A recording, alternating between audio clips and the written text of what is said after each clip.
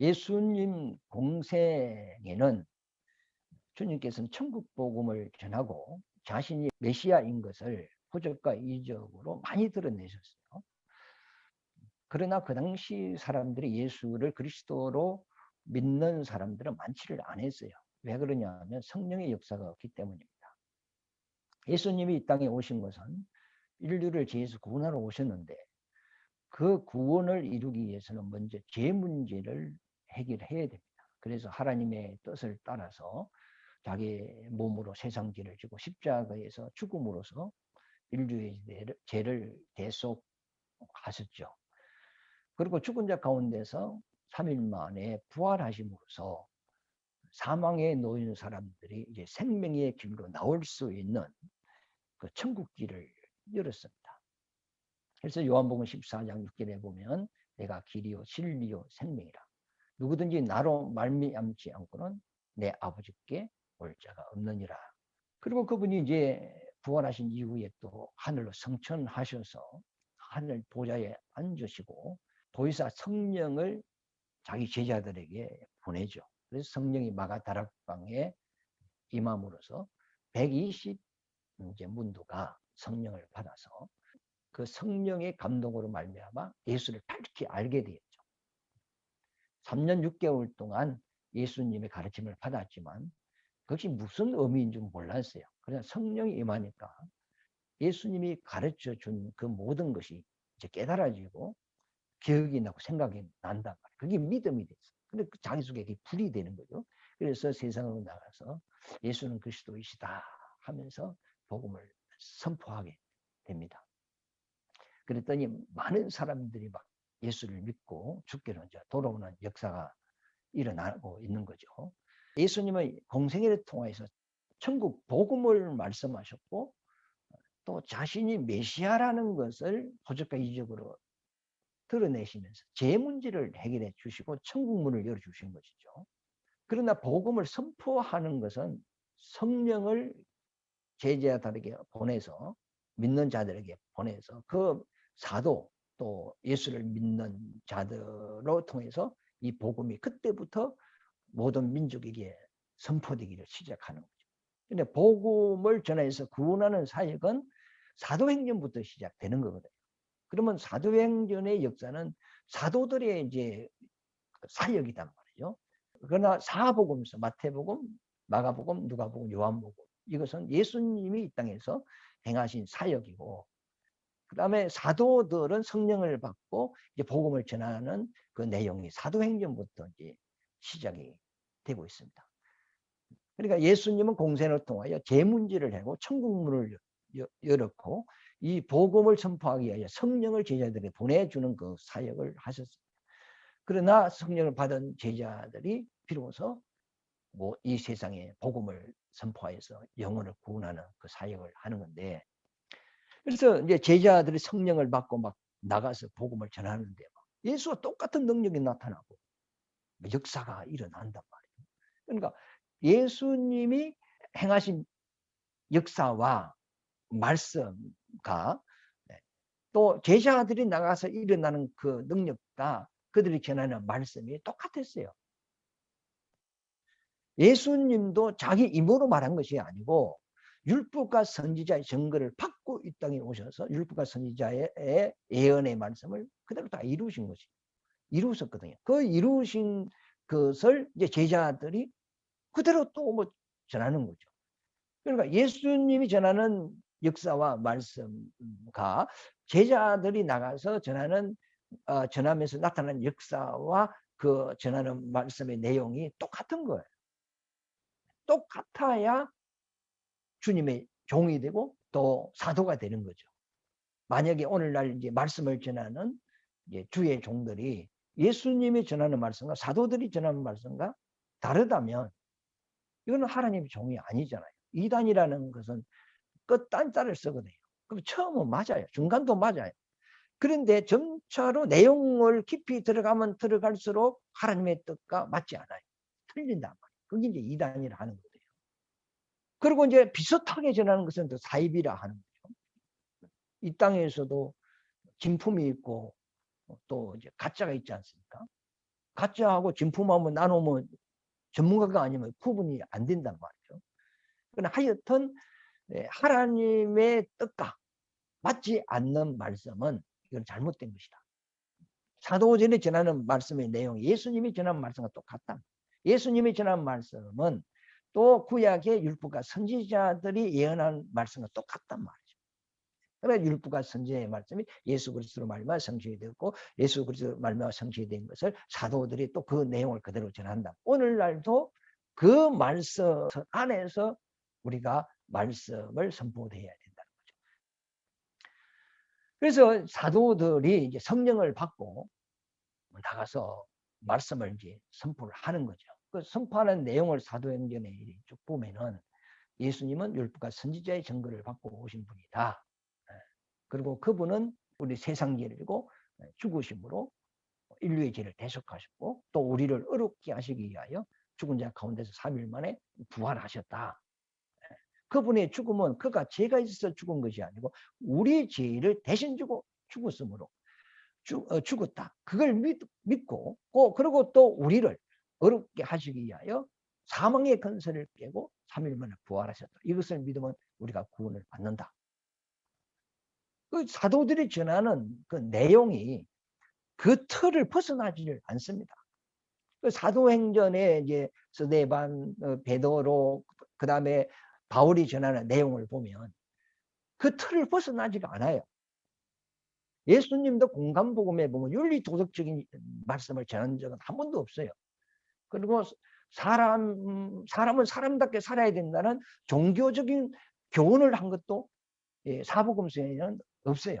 그 다음에 사도행전에 사도들이 전하는 설교 내용을 살펴봐도 윤리도덕적인 것도 없고 종교적인 것도 없거든요. 오직 하나님 입에서 나온 말씀을 전했다. 그래서 사도들이 가서 이제 복음을 선포를 하니까 사도행전 2장에 보면 3,000명이 회개하고 막 돌아왔단 말이에요. 그리고 4장에 보면은 뭐 베드로가 설교를 한번 했더니 5,000명이 회개했다고 했어요. 그 다음에 11장하고 21장에 보면 하나님의 말씀을 듣고 수만 명이 예수를 이제 영접을 했다. 이제 그런 기록이 사도행전에 있습니다. 그러니까 이 복음을 전하는데 성령의 역사를 하니까 수만 명이 예수를 믿는 거예요. 죽기로 돌아온단 말이죠. 하나님이 도우시니 많은 사람이 믿는 사람이 더 많아지더라. 이런 성경의 표현을 썼는데 기하급수적으로 예수 믿는 사람들이 이제 이스라엘에 일어나기 시작하는 거죠. 이 소식을 들은 유대 종교 지도자들은 두려움을 느낀 거죠. 이러다가는 온 세상이 다 예수 다 믿겠다. 예수쟁이로 세상에 가득 차게 생겼단 말이에요. 그러니까 유대 지도자들은 그게 이제 겁이 나는 거예요. 사도들이 증거하는 말씀은 예수는 율법과 선지자가 증거한 메시아인데 너희들이 예수를 죽였다.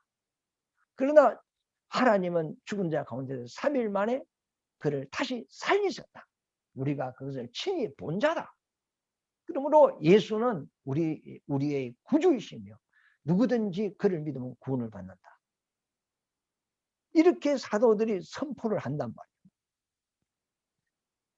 그러면 이 유대 지도자들은 자기들 입장에서 봐서는 그래서 유대 그 종교 지도자들이 공회로 이제 모여서 그들이 결론을 내리기를 예수교를 이대로 두었다가는 우리가 설 자리가 없다. 그러므로 예수 믿는 사람들을 이단으로 규정하여서 이 복음이 더 확산되지 못하도록 우리가 막아야 될 것이고 또 예수 믿는 사람들을 또 잡아서 공회에 붙여가지고 재판을 하여 그들을 이제 어떤 벌을 준다든지 감옥에 가둔다든지 이런 결론을 내린 거죠.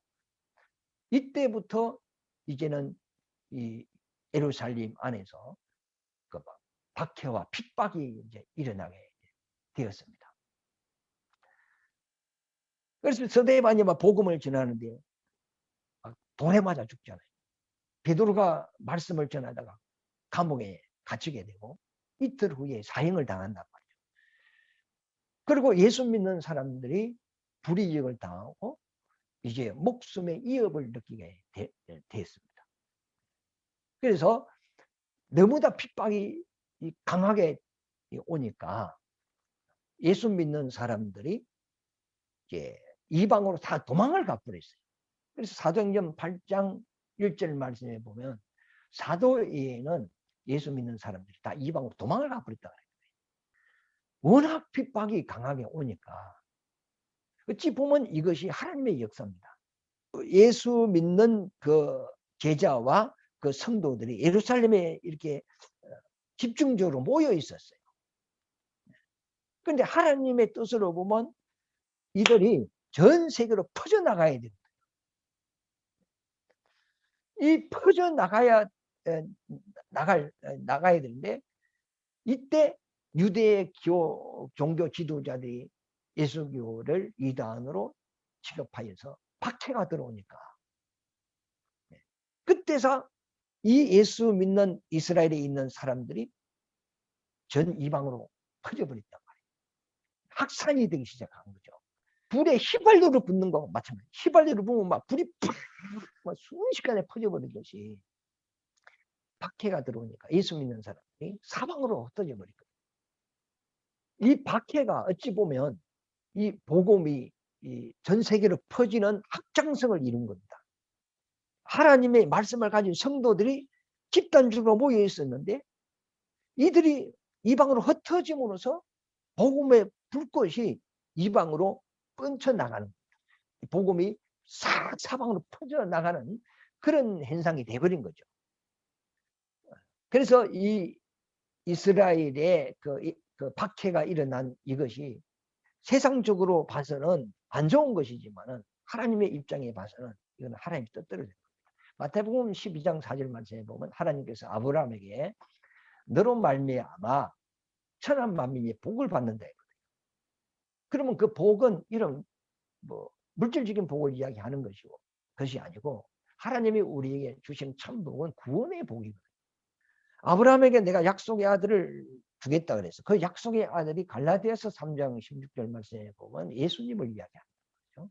그러면 예수님을 마음에 예수님이 오셨고 예수님을 마음에 영접한 성도들이 복음의 불빛을 가지고 사방으로 퍼져 나가서 이방으로 퍼져 나가서 만민이 이제 구원을 받을 수 있는 그런 그 복음이 확장성이 일어나야 된다. 그것을 이미 하나님께서는 창세기 12장 4절에 이미 아브라함에게 그 말씀을 하셨어요. 너로 말미암아 천하 만민이 복을 받을 것이다.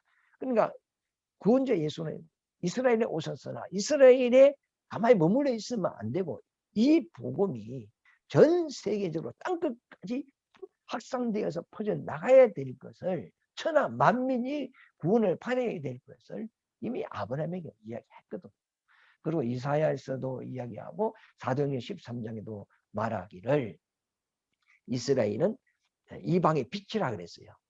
이스라엘에 오신 예수 그리스도에 대한 복음을 전 세계에 비춰줘야 되는 사명을 가진 자가 누구냐? 이스라엘이라는 겁니다. 이걸 놓고 보면 이스라엘에 예수 믿는 사람들에게 박해가 오므로써 이 모든 사람들이 이방으로 퍼져나가서 그곳에서 교회를 세우고 전도 활동을 해서 기하급수적으로 이방인들이 예수에게로 예수 믿고 구원받는 역사가 일어나는 것은 이것은 하나님의 역사라고 우리는 봐야 된다고 해요. 믿는 사람 이방으로 이제 흩어져서 이제 그 지역에 이제 믿는 그 이스라엘 백성들이 이제 모여서 예배를 이방에서 예배를 드리는데 그때 막 이적이 나타나고 막 병이 치료받고 막 귀신이 떠나가고 막 표적이 드러난다고 해요. 그랬더니 이방인들이 그걸 보고 자기 신을 포기하고 예수를 믿고 그래서 이방인 가운데서도 막 전도가 되기 시작을 했어요. 이제 그 당시에는 이 성경책이 없었잖아요. 신약 성경책도 없었고 뭐 도망을 가는데 구약 성경책을 가지고 갈 수도 없는 것이고 그들이 모여서 나누는 것은 체험한 것하고 예수님이 공생에 때 행하는 이적, 부적 막 그런 내용, 그리고 그분은 부활하셨고 그런 내용, 그러니까 깊은 내용이 아니죠. 지혜 사항과 구원을 받았다는 그 내용으로 이제 서로 교제하고 또 예배 드리고 기도하고 그런 어떤 예배 형식을 가졌어요. 그때는 이제 가정교회였기 때문에 특별히 지도자도 없고 목사도 없고 또 하나님의 어떤 경륜이나 그리스도의 비밀에 대한 깊은 내용을 나눌 수도 없고 그런 현실이었습니다. 그리고 이제 특히 이방의 사도는 사도 바울이었습니다. 그래서 사도 바울이 편지를 써서 각 이방 그 가정교회에 편지를 써가지고 이제 보내는 거죠. 그때는 인쇄 기술도 발전이 안 되었기 때문에 그 이제 가죽에다가 손으로 써가지고 이렇게 보냈어요. 그 서신서가 그 로마서부터 히브리서에 나오는 그것이 바울이 이제 편지를 써가지고 각 가정교회에 보낸 내용들입니다. 오늘날 우리는 뭐 인쇄 기술이 잘 돼가지고 가정마다 성경책에 뭐 서너 권이 있어가지고 얼마든지 읽을 수 있지만은 그 당시에는 개인적으로 이런 성경을 가지고 읽을 수 있는 그런 여건이 안 됐고 가죽으로 된 서신서 편지된 것을 이제 서로 읽는 그런 실정이었습니다. 그래서 이제 사도행전 15장에 보면은 바울이 사도 바울이었죠. 이방인 사도로 하나님으로부터 부름을 받아가지고 예루살렘부터 일루리온인가 막 그까지 핀만에 복음을 전했다 그랬어요. 근데 아시아 7교회를 세운 자가 누구냐? 바울이잖아요. 바울은 가는 곳마다 전도해서 교회를 세우고 해서 또 가르치고 이런 사역을 했단 말이죠. 그리고 이제 제사함과 구원과 심판과 부활과 이런 또 하늘의 그 영광에 대해서 그 이방 교회의 바울은 이렇게 가르쳤습니다. 그러나 이제 또 바울이 로마 쪽에는 가본 적이 없어요. 근데 로마 교회에 대한 소식을 듣게 되는 거죠. 로마 교회는 그 당시에 제국이잖아요. 그럼 제국이라면 소수민족들이 다 들어와 살았어요. 로마인들만 사는 것이 아니고 전 세계에 있는 소수민족들이 또 들어와서 살거든요. 지금 미국과 같은 그런 곳이죠. 미합중국이라 그러지 않습니까? 미국인들만 있는 게 아니고 전 세계 사람이 이민 가가지고 우리 한국 사람도 미국에 가서 지금 미국 시민이 돼서 사는 것 같고 일본 사람도 미국 시민이 돼서 중국 사람도 미국 시민이 돼서 살고 전 세계 사람이 합중국이 돼 있는 그런 상태잖아요. 그리고 로마는 그 당시에 문화, 경제, 또 군사 이런 모든 중심지잖아요. 옛날에 말이 뭐 모든 길은 로마로 이렇게 돼 있다. 그러니까 전 세계의 모든 중심 그 역할을 하는 것이 그 당시에는 로마였단 말이죠. 그런데 그 로마에 이제 교회가 세워졌는데 그 로마 교회에는 그 로마인들만 있는 것이 아니고 많은 이방 족속들 가운데 예수 믿는 사람들 다 모여 있어요. 그리고 이스라엘에 박해가 일어났을 때 그 예수 믿는 그 유대인들도 로마로 가장 많이 갔거든요. 왜? 로마가 세계 중에서 가장 잘 사니까 거기서는 많은 사람이 도피를 했단 말이에요. 그러니까 로마 교회 안에는 예수 믿는 유대인도 있고 그다음에 이방 우상 성기다가 개종해가지고 예수 믿는 사람도 있고 여러 이방 나라 사람들이 이제 모였고 유대인 예수 믿는 사람도 모여 있었어. 그러니까 로마에 어떤 교회에 문제가 굉장히 많았단 말이죠. 바울이 그 소식을 듣고 로마에 가서 하나님의 그 말씀을 전하고 싶었어요. 그리스도의 비밀을 그들에게 말하고 싶었어요. 왜? 아직까지 로마 교회는 그만 지혜에서 구원받는 그 수준을 벗어나지 못하였고 또 여러 가지 이제 그 어떤 음식 문제나 이제 종교 문제, 우상 문제 이런 문제들이 상당히 많았단 말이죠. 그래서 이것을 해결하지 않으면 로마 교회가 바로 설 수가 없어요. 그래서 바울은 로마에 가기를 원했다. 그래 여러 번 내가 로마 교회에 가기를 원했지만 그 길이 막혔다 그랬어요. 로마서 1장 13절하고 15장 22절 말씀에 여러 번 그 그곳으로 가고 싶었어요. 로마 교회. 그리고 이제 바울은 지금까지 이 아시아 쪽으로 복음을 전하였단 말이죠. 그래, 펜만하게 전하였다. 이제 그러므로 이제 기독교의 확장성이 아시아 쪽으로는 바울 사도로 말미암아 교회가 많이 세워지고 예수 믿는 사람들이 많이 일어나고 있었어요. 그러므로 이제는 바울이 아시아 쪽으로 복음을 더 이상 전하지 않아도 이 아시아 쪽에 있는 교회에 스스로 이 복음을 확장해 갈 수 있단 말이에요. 그리고 하나님의 깊은 내용도, 하나님의 경륜에 대한 것도 이 아시아 교회에 바울이 전했어요. 그러니까 이 아시아 쪽에는 영적으로 상당한 어떤 깊이 있는 내용을 알고 있는 거예요. 그래서 이제 바울은 더 이상 이쪽으로 복음을 전하는 것보다는 로마로 가서 이제 로마로 거쳐가지고 스바냐로 가서 복음을 전하기를 원했어요. 그 스바냐는 지금으로 말할 것 같으면 스페인이거든요. 그래서 스페인을 바울은 세상 끝으로 본 거예요. 그래서 스페인 쪽에 가서 복음을 전함으로써 이제 모든 것을 마치고자 했는데 왜 그런 마음을 가졌느냐 하면 이 바울은 하나님의 경륜을 알고 있는 거예요. 이스라엘의 복음이 왔으나 이 복음이 이방으로 갔다가 이방의 땅끝까지 전거되어야 다시 이스라엘의 복음이 들어온다는 것을 이 바울은 알고 있어요. 그러므로 바울은 자기 동족을 사랑했거든요. 이 동족에게 복음이 들어가기를 원하는 사람이에요. 그런데 하나님의 경륜을 봤을 때는 이방인부터 구원되고 난 이후에 들어가는 걸로 알고 있기 때문에 바울은 어떻게 하든지 간에 땅끝까지 복음을 빨리 전해야 되겠다는 심적인 급함이 있었어요. 그래서 스페인으로 서번하로 가기를 원했어요. 그래서 로마에 가는 것은 어떤 바울은 선한 어떤 욕심이 있었어요. 왜 그러냐면 지금까지 이방인들에게 복음을 전했어요. 그리고 이방인들은 사실은 사는 것이 힘들거든요. 로마보다. 근데 그들이 주님의 은혜를 받고 기쁨으로 헌금을 최선을 다해 하지만 어찌 보면 그건 큰 돈이 아니에요. 가난한 사람이 헌금을 우리가 최선을 다하여 하느냐 예물을 드리지만 그 액수는 크지는 않거든요. 그래도 그 이방인들이 자기의 어떤 자기 수준에 넘치도록 구제 헌금을 했고 또 성경금을 한 것을 이제 사도행전에 나오거든요.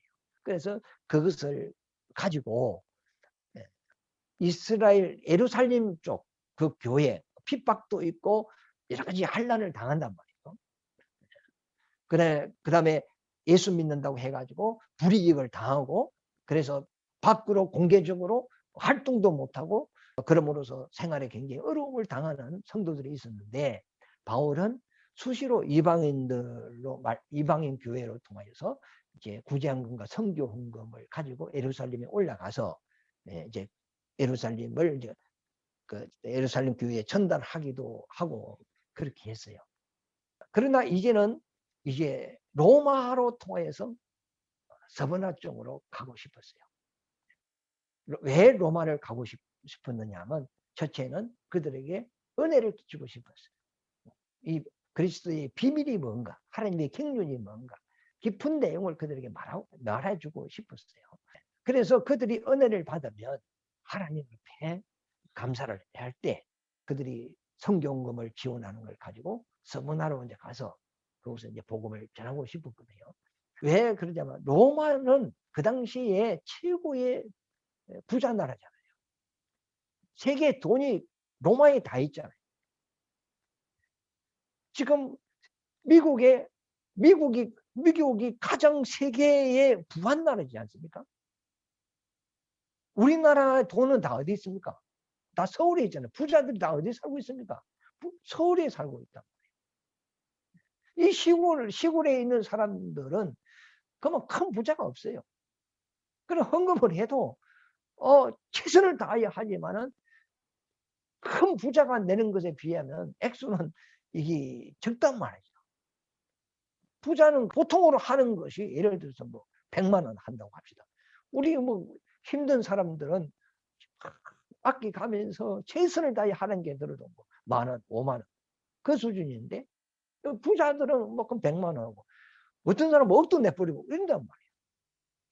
그러니까 이 바울은 로마에 가서 은혜를 끼쳐서 그들이 은혜를 받고 하나님께 감사를 했을 때 그 성경금을 가지고 서구나로 가서 그곳에서 복음을 전하기를 원했던 것이 바울의 마음입니다. 그래서 로마서 15장 28절에 바울이 그 마음을 자기의 가는 그 길을 이야기하거든요. 바울은 성금한 걸 자기를 위해서 쓴 적은 없어요.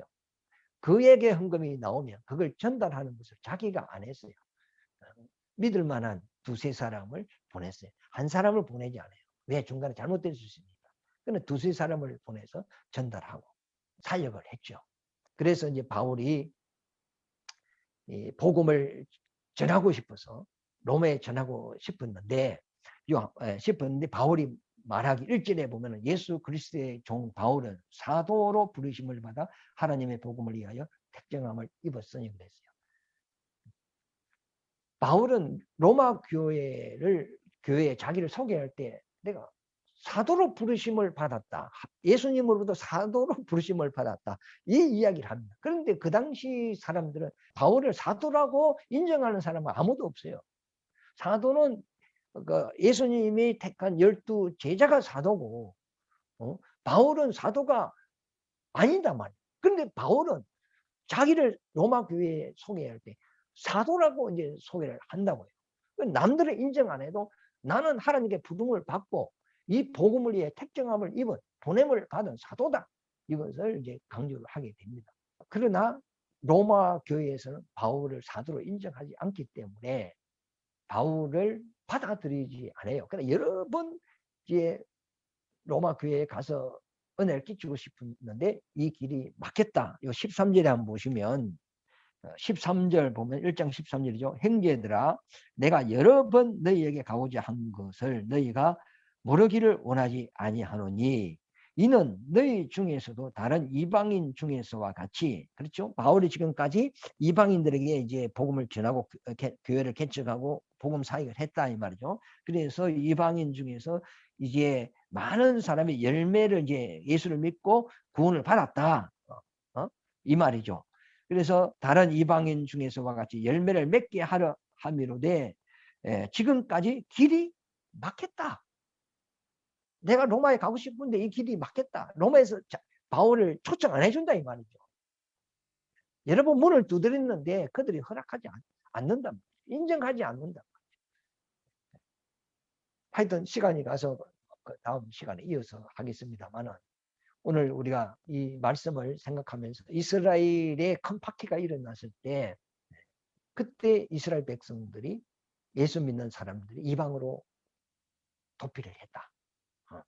그러면 도피를 안 하면 목숨을 내놔야 되겠죠. 목숨을 내놓든지 도망을 가든지 둘 중에 하나에 아니면 예수 포기하든지 아니면 목숨 내놓든지 아니면 도망가든지 그래야 됩니다. 그러니까 우리 만약에 바퀴가 들어온다 하면 예수 안 믿으랍니다 하면 바퀴가 없어요. 그러다 믿겠습니다 하면 목숨 내놔야 돼. 그럼 죽는 게 들어오면 도망가야 돼. 그런데 이 예수 믿는 그 예루살렘에 있는 사람들은 이방으로 거의 다 도망을 갔죠. 그러면 오늘날 우리에게 이제 적용을 해보면 만약에 그 기독교에 박해에 들어오면 나는 어떨 것인가? 목숨을 내놓을 건가? 아니면 도망갈 것인가? 예수를 포기할 것인가? 네. 그러나 도망을 가려면 집도 버려두고 가야 되고 논밭도 다 버려두고 가야 돼요. 그러면 보따리 하나 들고 막 살리기 위해 도망을 가야 된단 말이에요. 이슬람 같은 경우에도 예수 믿는다고 막 죽이고 그런단 말이죠. 이와 마찬가지로 그 당시에는 예수 믿는 그 박해가 들어왔는데 그러면 우리에게 그런 일이 생긴다면 과연 나는 어떻게 할 것인가? 이것을 이제 우리가 생각을 해봐야 되겠죠. 그리고 이제 이방으로 도피한 사람들은 그 동네에 가가지고 그 모여서 예배드리고 또 전도하고 또 교회를 개척해 나가고 이랬단 말이죠. 그래서 예수 박해가 들어온다고 도망간다고 잘못된 건 아니잖아요. 그럼 다른 데 가서 또 우리 전도하고 또 예배 드리고 그러면 되는 거니까. 그런 것을 우리가 생각을 해보고, 그리고 바울은 하나님께 받은 것이 엄청난 내용이 있거든요. 그런데 이것을 증거하기를 원했지만은 이 길이 자꾸 막혔어요. 왜 막혔느냐 하면 바울을 사도로 인정하지 않기 때문입니다. 그래서 바울이 자기에게 전할 말씀이 있지만 이걸 전하는데 장애물이 너무 많다는 걸 알았어요. 이 장애물을 이제 해결하기 위하여 사도 바울이 예루살렘에 있는 사도들을 찾아가게 되죠.